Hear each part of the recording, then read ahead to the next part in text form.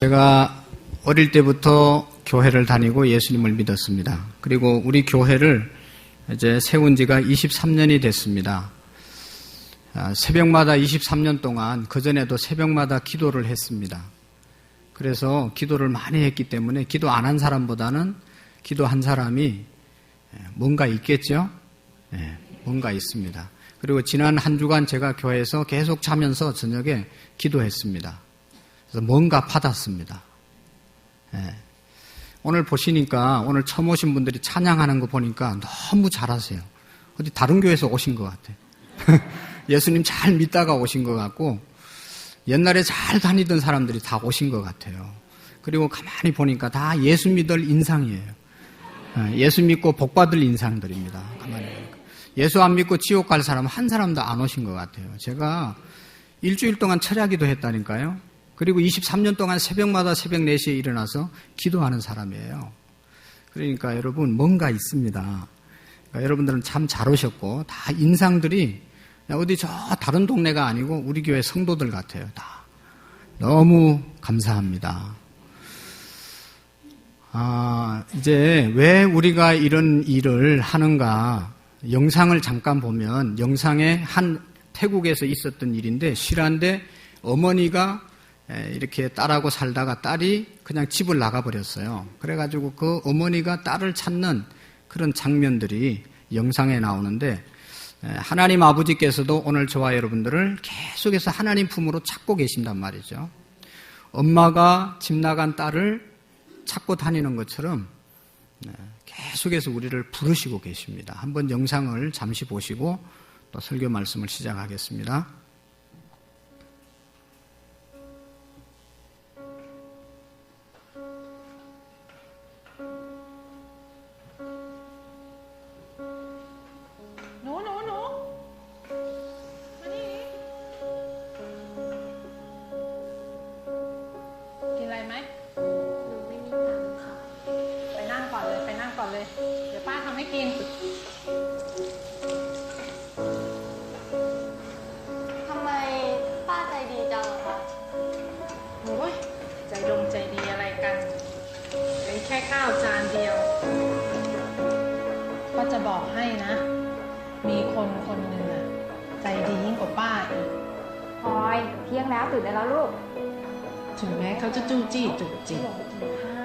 ไม่ดูแลตัวเอง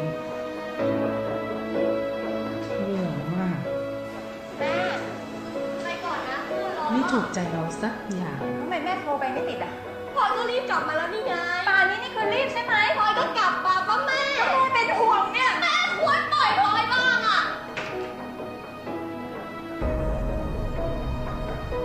ค่ะข้าวผัดไก่ไข่เจียวไม่ใส่หัวหอมป้ารู้ได้ยังไงอะครับว่าหนูชอบอันนี้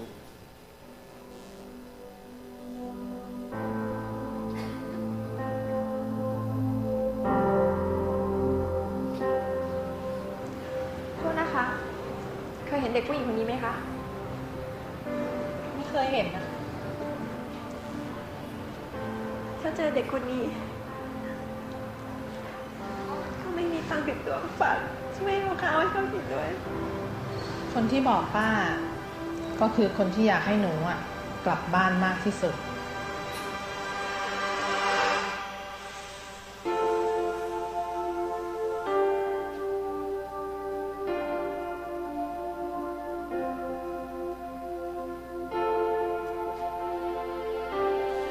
พวกนี้ลูกสาวกำลังจะสอบเราอยากให้แกกินของดีๆ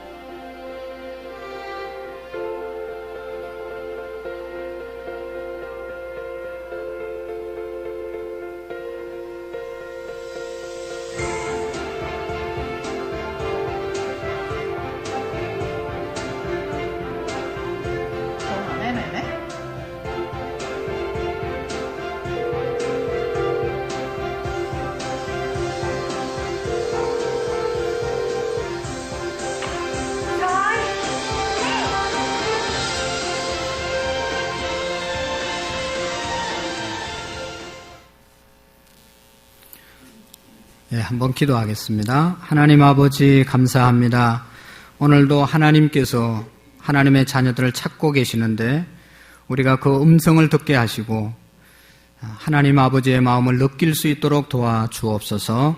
이 시간도 하나님 말씀 들을 때 졸음이나 잡생각이나 또 흐트러지는 우리의 생각이 아니라 하나님의 말씀에 귀를 기울이는 복된 시간 되어서 그 말씀대로 우리가 살아갈 수 있도록 도와주옵소서. 예수님의 이름으로 기도하옵나이다. 아멘. 우리 여기가 사동인데 사동 요쪽 넘어가면 소방소가 있습니다. 소방소에 가보면 또 부대, 특별히 전방 부대에 가보면 이런 글귀가 곳곳에 적혀 있습니다. 유비무한. 무슨 뜻입니까? 미리 준비해 놓으면 하늘 어려움을 당하지 않는다. 미리 준비하는 사람은 어려움을 당하지 않는다. 그런 뜻입니다. 그래서 앞날을 잘 준비하자는 그러한 의미에서 부대마다 내무실마다 붙여놓고 전쟁을 대비해서 전쟁이 일어나기 전에 철저한 훈련과 이제 우리가 준비를 해놓으면 전쟁이 일어나도 웬만큼 당황하지 않고 잘 전쟁에 대처할 수 있고 어려움을 당하지 않을 수 있다는 말씀입니다. 정말로 미래를 바라보고 미래를 생각하고 오늘 그것을 준비하고 있는 사람은 미래에 어떤 일들이 일어나도 준비된 것은 별로 당황하지 않고 잘 대처해 나갈 수가 있습니다. 우리나라는요, 특별히 좋은 나라인 이유 중에 하나는 하나님이 우리나라를 축복하신 이유 중에 하나는 사계절이 분명하다는 것입니다. 우리나라는 어떤 나라보다 사계절이 분명합니다. 여러분들이 아는 것처럼 겨울만 1년 내내 지속되는 북극 나라가 있잖아요. 또 계속 여름만 계속되는 그러한 또 남극이 있습니다. 우리가 자주 가는 필리핀 같은 나라는 1년 내내 여름입니다. 가서 보면 사람들이 지저분하고 게으르고 뭐 그냥 꼬지지하고 그렇지만 거기에서 오래 살다 보면 우리도 모르게 거기에 젖어들게 되는 것을 볼 수가 있습니다. 왜냐하면 날씨가 너무 덥기 때문에 부지런하게 살려는 의욕이 떨어지는 겁니다. 점점 나태해지고 점점 느슨해지고 점점 게을러지는 그러한 생활을 우리가 느끼게 됩니다. 그런데 사계절이 분명한 나라에 살다 보면 계절마다 계절이 오면 준비를 해야 되는 거예요.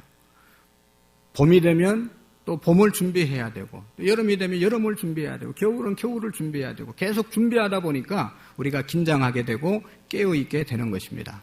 그래서 여러분 인류 문명을 보면 발달한 지역은 다 사계절이 분명한 나라가 문명이 발달한 나라로 세워지고 있습니다. 그만큼 우리나라는 사계절이 분명한 것이 하나님의 축복입니다.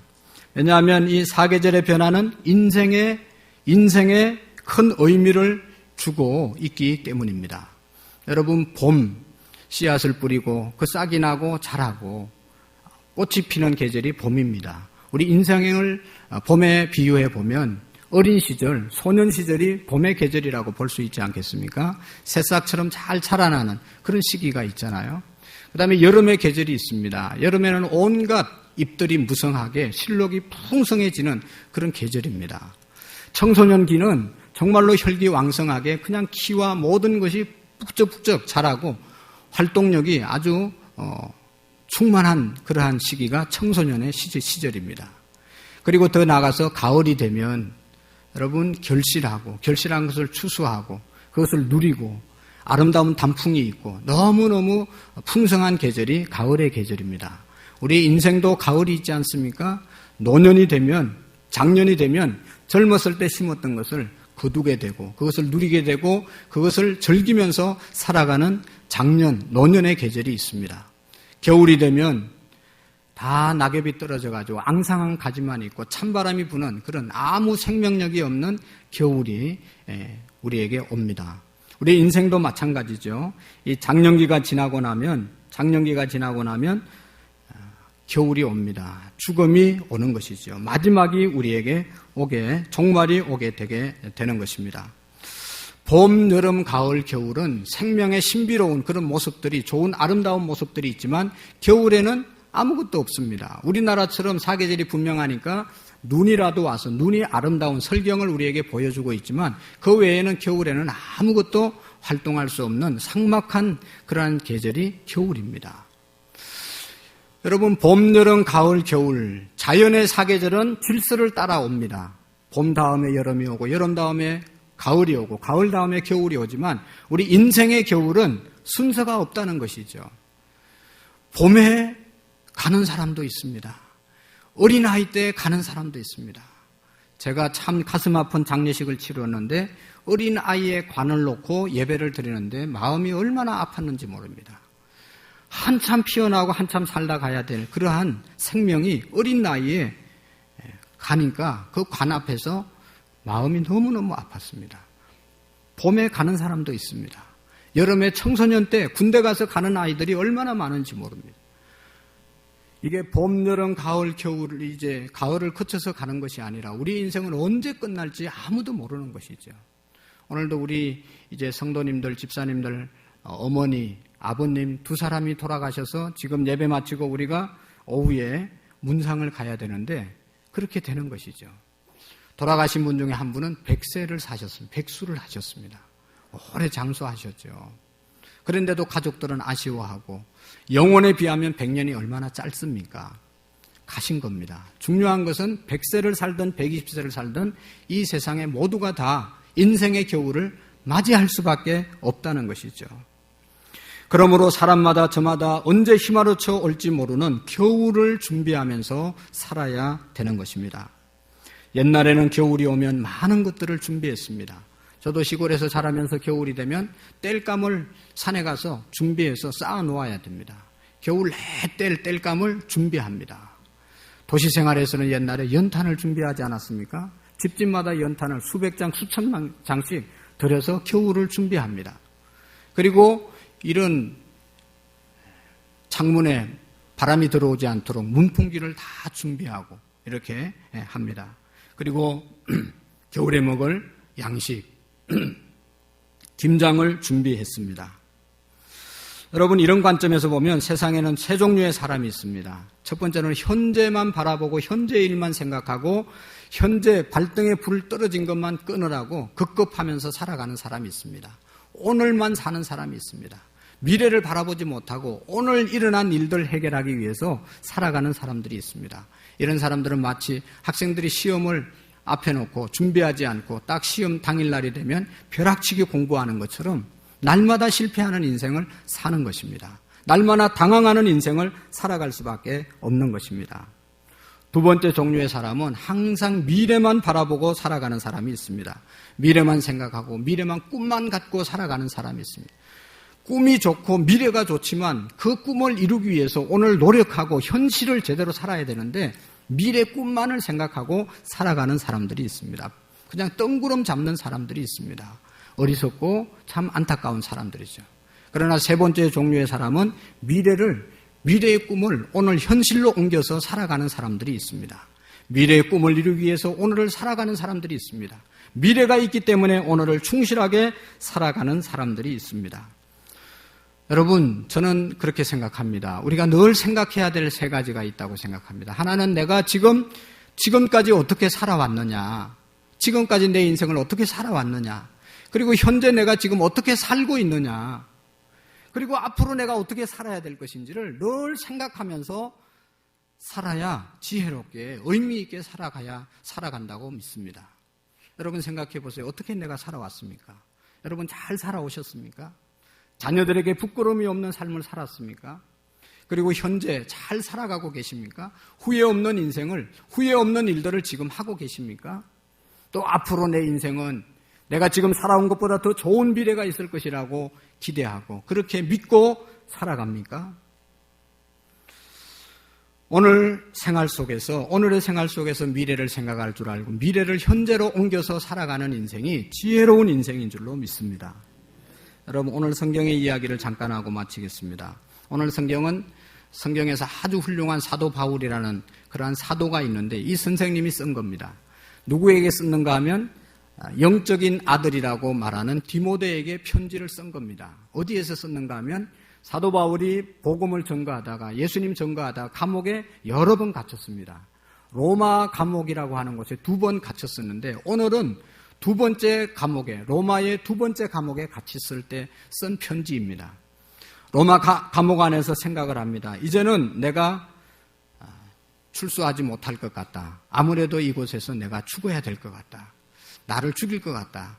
순교를 각오하고 순교를 예측했습니다. 그래서 이 사도 바울이 생각을 합니다. 죽음이 다가오면 너나 할 것 없이 정말로 사랑하는 사람을 보고 싶어하고 또 만나보고 싶지 않습니까? 우리의 부모님들이 나이가 들어서 돌아가실 때 눈을 감지 못하면 자녀들이 다 와서 얼굴을 보면 그때 눈을 감는 부모님들이 많이 있잖아요. 그것은 왜 그렇습니까? 그렇게 사랑하는 자녀들을 못 보고 눈을 못 감겠다. 보고 싶은 그 열망 때문에 눈이 감겨지지 않는 거예요. 이 사도 바울도 자기의 영적인 아들 이 디모데를 말씀으로 잘 키웠는데 이제 내가 이 겨울 지나고 나면 지나기 전에 내가 순교를 당할 것 같다. 죽을 것 같은데 자기가 보고 싶은 영적인 아들 디모데를 오라고 편지를 쓴 거예요. 그 내용이 바로 오늘 성경의 내용입니다. 그래서 사도 바울은 말하잖아요. 너는 겨울 전에 어서 오라. 겨울 전에 어서 오라. 겨울이 지나면 겨울이 되면 지중해를 항해하기가 어려운 바다입니다. 어는 곳도 있고 파도가 높아져서 항해하기가 어렵고 그래서 겨울이 지나고 오면 이미 사도 바울이 순교한 다음에 만나볼 수 없는 그러한 시기가 올 것 같기 때문에 미리 오라고 겨울 전에 오라고 말씀하고 있습니다. 겨울 전에 오라. 사랑하는 성도 여러분, 오늘 나오신 여러분, 우리는 인생의 겨울이 오기 전에 무엇을 준비해야 하겠습니까? 죽음 전에 우리가 준비해야 할 일이 무엇이겠습니까? 오늘 성경의 사도 바울은 세 가지를 준비했어요. 그 첫 번째가 뭔가 하면 모든 인간관계를 잘 해결했습니다. 사람들이 죽을 때 후회하는 몇 가지 뭐 이런 거 있잖아요. 사람들이 죽을 때 가장 많이 후회하는 것이 뭔가 하면 사랑하는 사람을 정말로 사랑하지 못하고 죽는 것. 이걸 제일 안타까워한다는 겁니다. 옛날에 우리 어른들, 오늘 여기 어르신네들 많이 계시는데 우리 아버지들이 참 못된 아버지들이 많았어요. 자기 부인을 막 구박하고 일만 시키고 그냥 힘들게 하고 그렇게 한 아버지들이 많았잖아요. 그런 아버지들은 반드시 죽을 때 제일 후회하는 것이 자기 부인에게 잘못한 것, 자기 부인에게 따뜻하게 하지 못한 것, 내가 후회하고 그것을 용서를 구한다는 겁니다. 사랑하지 못하고 산 삶을 제일 후회한다는 것입니다. 오늘 사도 바울은 감옥에 있으면서 사랑하는 아들 디모데를 만나기를 원했던 것입니다. 그래서 겨울이 되기 전에 찾아와 달라고 요청을 한 겁니다. 바울이 아주 위급한 상황에 당했거든요. 그러니까 이 사실을 알고 디모데도 그 편지를 받고 난 다음에 빨리 자기 스승 바울을 만나러 갔던 것입니다. 사랑하는 성도 여러분, 지금 우리 주변에 나의 사랑과 나의 관심과 나의 우정과 나의 돌봄과 나의 관심이 필요한 사람들이 지금 기다리고 있지는 않습니까? 내가 용서해야 될 뿐, 내가 사랑해야 될 뿐, 정말로 내가 따뜻하게 대해야 될 뿐 찾아보지 못하고 있는 분들이 없습니까? 인생의 겨울이 오기 전에 그런 모든 사람들을 찾아볼 수 있는 그런 은혜가 있기를 바랍니다. 저는 몇 년 전에 우리 어머니가 병원에서 수술을 하다가 세상을 떠났습니다. 아주 건강하셨는데 병원에 가서 돌아가셨어요. 세상에서 가장 슬픈 날이 어머니가 돌아가신 날이었습니다. 나이가 들었어도 어머니가 돌아가시니까 너무 눈물이 나더라고요. 왜냐하면 저희 고향이 시골인데 이제 명절이나 또 시간이 있어서 시골에 가면 어머니는 오지도 않았는데 벌써 아들 주려고 온갖 것을 다 준비해놨어요. 잔뜩 준비해놨다가 이제 일 마치고 갈 때 되면 차에 바리바리 싸가지고 다 차에 가득 실어주는 거예요. 실어서 이제 실어놓고 차를 운전해서 내려오면 우리 집이 여 위에인데 저 밑에까지 차가 내려가서 저 모퉁이가 돌 때까지 계속 어머니는 서가지고 손을 흔들면서 집에 들어가지를 않는 거예요. 그럴 때마다 생각을 합니다. 내가 자주 찾아뵈야지. 다음에 빨리 또 와야지. 그런 생각을 하고 오지만 여기 딱 오면 또 오랜 시간이 흘러갑니다. 빠르게 흘러갑니다. 좀 더 많이 찾아보고 좀 더 제대로 따뜻하게 어머니를 대하고 그렇게 살았어야 되는데 너무 쉽게 한순간에 인생의 겨울이 오게 된 것이죠. 늘 기다리고 손은 들어주던 어머니의 모습을 생각하면 늘 아쉬움이 있습니다. 여러분, 지금 우리 주변에 우리의 사랑을 필요로 하는 사람들이 없겠습니까? 우리의 관심을 기다리는 사람들이 없겠습니까? 인생의 겨울이 오기 전에 그들을 찾아보는 그런 은혜가 있기를 바랍니다. 두 번째로 오늘 성경에 보면 사도 바울은 인생의 겨울이 오기 전에 그에게 오면서 뭐를 가져오라고 말씀하고 있습니다. 오늘 성경에 보면 다 읽지는 않았지만 가죽 종이에 쓴 책을 가지고 오라고 부탁합니다. 가죽 종이에 쓴 책은 요즘 말로 말하면 성경 말씀입니다. 사도 바울이 이제 정말로 죽음을 앞에 두고 봐야 될 책, 보고 싶은 책, 그것이 뭔가 하면 성경이었습니다. 하나님 말씀 한 번 더 보고 하나님 말씀 앞에 내 자신을 비춰보고 내 자신을 바로 세워야 되겠다, 그런 생각을 했습니다. 여러분 생각해 보세요. 죽음 앞에서 어떤 책을 찾겠습니까? 내가 죽음 앞에서 찾을 책, 영어 단어장이겠습니까? 아니면 돈 버는 무슨 경제서적이겠습니까? 아니면 무슨 철학책을 찾겠습니까? 어떤 책을 보기를 원합니까? 사도 바울은 성경 앞에서, 하나님 말씀 앞에서 자기 자신을 다시 한번 돌아보고 싶은 마음이 있어서 성경을 가져오라고 그랬거든요. 여러분, 이 성경책은 어떤 책인가 하면, 여러분, 이 모든 물건들, 사람이 만든 물건들은 다 사용 설명서가 있습니다. 매뉴얼이 있습니다. 이 마이크도 그냥 여기에 꽂아놨지만 첫 번째 어떻게 해야 되고, 두 번째 어떻게 해야 되고, 세 번째 어떻게 해야 되고, 그 매뉴얼대로 해야 소리가 나는 거죠. 우리 인생도 매뉴얼이 있습니다. 어떻게 하면 제대로 살아갈 수 있을까? 어떻게 하면 행복하게 살아갈 수 있을까? 어떻게 하면 복되게 살아갈 수 있을까? 인생의 매뉴얼이 있는데 그 인생의 매뉴얼이 바로 성경입니다. 성경은 우리가 어떻게 살아야 복되게 살아갈 수 있고 어떻게 살아야 하나님 앞에서 제대로 살 수 있을까를 알려주는 안내서적이 바로 성경입니다. 때문에 여러분 인생의 마지막에 또 마지막을 맞이하기 전에 가장 우리에게 필요한 책이 있다면 바로 하나님의 말씀 성경인 줄로 믿습니다. 여러분, 우리가 아프면 병원에 갑니다. 병원에 가는 이유는 살겠다는 심정으로 가서 의사가 하는 대로, 하라는 대로 다 순종하지 않습니까? 주사 맞아야 된다면 주사 맞고, 수술해야 된다면 수술하고, 약을 먹으라고 하면 약을 먹습니다. 오늘 우리 인생이 살기 위해서, 보람되게 살기 위해서 가르쳐 주시는 이 성경 말씀을 우리가 먹고 성경 말씀에 순종하면 우리의 인생이 더 복된 인생으로 살아가게 될 줄로 믿습니다. 사도 바울은요, 의사가 늘 누가라고 하는 의사가 따라다니면서 주치의를 해줬어요. 그래가지고 아픈 데가 조금만 있어도 다 이렇게 도와주고 해결했습니다.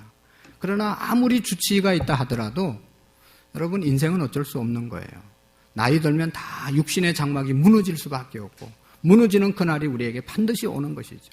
그때 사도 바울은 다른 것 찾지 않고 하나님의 말씀을 찾고 하나님의 말씀을 가까이 했다는 것입니다. 또 한 가지 마지막에 모든 것을 하나님께 맡기고 하나님의 섭리로 사도 바울은 믿었습니다. 오늘 성경에 보면 다 읽지는 않았지만 사도 바울 주변에 있던 사람들이 많이 있었는데 이 사도 바울 주변에 있던 사람들을 다 언급하면서 이 사람은 내게 이렇게 대했고 이 사람은 내게 저렇게 대했고, 여러분 우리 주변에도 많은 사람들이 있는데 어떤 사람은 내게 좋은 사람도 있고 유익을 주는 사람도 있고 어떤 사람은 내게 해를 끼치는 사람도 있고 힘들게 하는 사람도 분명히 있습니다. 오늘 성경 말씀 14절에 보면 이런 말씀이 있습니다. 구리 세공업자 알렉산더가 내게 해를 많이 입혔음에 주께서 그 행한 대로 그에게 갚으시리니. 다시 보면 구리 세공업자 알렉산더가 내게 해를 많이 입혔음에 주께서 그 행한 대로 그에게 갚으시리다. 여기 구리 세공업자 알렉산더라는 사람이 있었는데 이 구리 세공업자는 뭐 하는 사람인가 하면 우상을 만들어서 파는 사람이에요. 구리를 녹여서 우상을 만들어서 파는 사람이었습니다. 우상을 만들어서 파니까 사도 바울은 예수님을 전거하는 사람이고 우상을 섬기지 말라고 가르치는 사람이기 때문에 장사하는데 사업하는데 엄청난 지장을 초래했죠. 줬죠. 그러니까 알렉산더가 사도 바울을 좋아할 이유가 없습니다. 그래서 핍박하고 힘들게 하고 방해를 했던 것이죠. 그래서 사도 바울은 그가 나를 힘들게 했다. 그렇지만 내가 그 사람에게 어떻게 하는 것이 아니라 하나님께서 그 사람에게 행한 대로, 나에게 행한 대로 갚아주기를 원한다. 그렇게 말씀을 했습니다. 사도 바울에게 원수같이 대했지만 자기가 원수 갚으려고 하지 않고 하나님께서 갚아주실 것이다. 하나님께 다 맡기셨다는 것입니다. 더 이상 미워하지 않았습니다. 더 이상 미워할 필요가 없었습니다. 하나님께서 다 주관하시고 하나님께서 다 손보시기 때문에 하나님께 맡기고 또 힘들게 한 사람이 있으면 그것은 또 나에게도 문제가 있다고 생각을 한 것이죠. 어떤 사람은요, 한 때문에 눈을 못 감는 사람이 있다고 그래요. 내가 그 한을 풀기 전에는 죽을 수 없어. 그래서 눈을 못 감는데요. 그러지 말고 여러분 잘 가시기를 바랍니다. 다 하나님이 해결해 주십니다. 어떤 사람은 나 없으면 우리의 나라가 어떻게 되겠냐고 그렇게 말해도 그 사람 없어도 나라 더 잘 돌아갑니다. 하나님께 다 맡기시고 하나님의 섭리가 있습니다. 섭리는 우리가 알지 못하는 하나님의 계획이 섭리인데 우리가 알지 못하고 이해하지 못하는 하나님의 계획이 다 있거든요. 지나고 보면 다 하나님의 섭리 가운데 우리의 인생이 걸어가게 되는 겁니다. 사도 바울은 그것을 알고 마지막에 그렇게 하나님이 다 인도하셨다. 이 사람도 저 사람도 내게 유익을 준 사람도 내게 해를 준 사람도 다 하나님이 내게 필요해서 붙여준 사람이라고 그렇게 믿었던 것입니다. 오늘 우리의 인생의 마지막 겨울이 다가오면 하나님께 모든 것을 맡겨야 됩니다. 그리고 마지막 한 가지는 겨울이 오기 전에 회개하는 마음을 가져야 합니다. 회개해야 합니다. 오늘 성경에 보면 16절에 그런 말씀이 있는데요. 내가 처음 변명할 때와 나와 함께 한 자가 하나도 없고 다 나를 버렸으나 그들에게 허물을 돌리지 않기를 원하노라. 처음에 사도 바울이 젊었을 때 복음을 전거할 때는 능력 있게 복음을 전거할 때는 수많은 사람들이 사도 바울 주변에 있었습니다. 근데 나이 들고 감옥에 자주 갇히고 병드니까 다 떠나버렸어요. 사도 바울이 병 고쳐주고 좋은 말씀할 때는 따라다녔는데 약해지고 힘들어지니까 다 도망갔단 말이죠. 사도 바울의 마음이 얼마나 배신감을 느끼겠어요. 그래서 배신감을 느꼈어요. 왜 사람들이 그럴까? 그런 생각을 했는데 지금 이제 인생의 겨울을 앞두고 보니까 그런 사람도 다 용서하고 나를 떠난 사람도 문제지만 내게도 문제가 있는 것 같다. 자기를 돌아보고 회개하는 마음을 가진 것입니다. 여러분 중요한 것은 정말로 나를 돌아보는 것입니다. 우리는 남을 비판하고 불행한 운명이 남의 탓이라고 그렇게 말하고 있지만 원망하고 불평하지만 그 모든 허물이 다른 사람에게도 있겠지만 또 내게도 있다는 것을 우리가 깨닫고 우리의 자신에게 우리의 자신을 돌아보는 회개하는 그런 마음 있어야 될 줄로 믿습니다. 서로 용서하는 마음, 서로 회개하는 마음, 자기를 돌아보는 마음. 성경책은 자기를 돌아보게 하는 겁니다. 성경을 거울에 비유했습니다. 우리가 거울을 보는 이유는 우리의 잘못된 부분을 고치기 위해서 거울을 보는 것 아니겠습니까? 하나님의 말씀을 보고 자신의 잘못을 깨닫지 못하면 거울을 보고 자기의 잘못된 부분을 고치지 않은 어리석은 사람과 같은 것입니다. 언제나 우리가 하나님 앞에 나올 때마다 하나님의 말씀 앞에서 우리의 자신을 비추고 우리의 자신을 회개하는 그러한 우리의 삶이 되기를 원합니다. 사도 바울은 육신은 이제 악한 사람들의 손에 의해서 죽을 것이지만 영은 믿음을 끝까지 지켜 승리했다고 고백을 했습니다. 사도 바울은 겨울이 가까이 오자 자신을 반성하고 아름다운 결론을 이렇게 자기 인생을 고백합니다. 내가 선한 싸움을 싸우고 나의 달려갈 길을 마치고 믿음을 지켰으니 이제 나를 위해서 의의 면류관이 예비되었다. 다른 말로 말하면 사도 바울은 선한 싸움을 싸웠다고 말하고 있습니다. 우리가 선과 악이 늘 싸우지 않습니까? 우리의 마음속에서. 사도 바울은 항상 선이 이기도록 악을 짓누르도록 선한 싸움을 싸웠다는 것이죠. 오늘도 우리가 선한 싸움에 지면 악을 행하게 되는 것이고 선한 싸움에 이기게 되면 선한 일을 행하게 되는 것입니다. 사도 바울은 언제나 선과 악이 싸워서 선이 이기는 삶을 살았다고 고백합니다. 더 중요한 것은 사도 바울도 하나님께서 이 땅에 자기를 태어나게 하는 순간 달려가야 될 길을 하나님이 내게 주셨다는 것이죠. 여러분 오늘 저와 여러분들이 이 땅을 사는 것은 우연히 사는 것이 아니라 하나님이 이 땅에서 달려가야 될 코스들을 다 주시고 이 땅을 달려가게 하시는 겁니다. 여러분들이 알든 모르든 하나님께서 주신 코스를 지금 우리가 달려가고 있습니다. 다 할 일들이 있지 않습니까? 할 일이 없다는 사람은 하나님을 못 만난 사람들이고, 하나님을 만나면 하나님이 나를 이 땅에 살려두신 할 일, 달려가야 될 코스를 발견하게 되는 것입니다. 사도 바울은 그 코스를 발견하고 하나님이 주신 사명을 위해서 끝까지 잘 달려가는 인생을 살았다고 고백하는 거예요. 그리고 더 중요한 것은 믿음을 지켰다. 나이가 들고 여러 가지 환경이 어려워지면 하나님을 믿는 믿음도 놓게 되기 쉬운데 끝까지 하나님 붙잡고 달려갈 수 있는 믿음 지켜서 하나님께 감사했습니다. 그러니까 사도 바울은 내 인생에 하나님께서 이제 하늘나라에 가면 면류관, 상급, 금메달을 준비해 놓았다. 그렇게 고백을 하는 것입니다. 사랑하는 성도 여러분, 싸늘한 겨울이 다가오고 있습니다. 여러분, 무엇을 준비하고 있습니까? 인생의 겨울이 서서히 다가오고 있지 않습니까? 무엇을 준비하고 있습니까? 영생을 준비했습니까? 다시 살아날 수 있는 그러한 길을 여러분 만났습니까? 오늘 제가 기도하고 우리 성도들이 기도하고 이 자리를 마련한 것은 세상에서 잘 먹고 잘 살게 하기 위해서가 아니라 우리 모두가 이 세상에 잘 먹고 어떻게 하면 출세하고 성공하고 그것 때문에 예수 믿으라고 하는 것이 아니라 어떻게 하면 하나님께서 이 땅에 우리를 보내신 뜻이 무엇인지를 깨닫고 하나님의 뜻을 이 땅 가운데 이루어드리며 하나님의 선한 사업에 쓰임받다가 천국 갈 수 있는가를 알려주기 위해서 우리가 함께 모여서 여러분을 초청한 것입니다.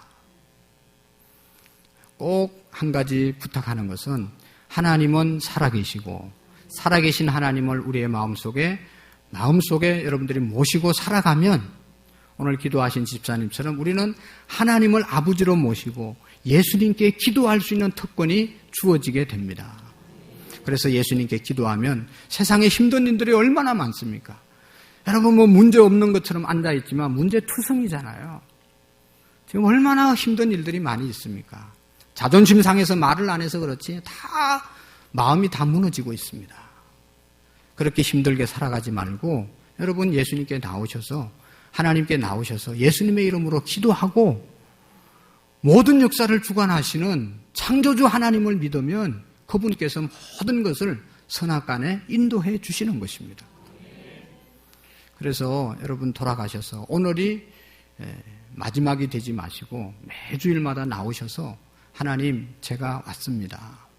하나님 우리의 가정이 지금 이렇게 힘듭니다.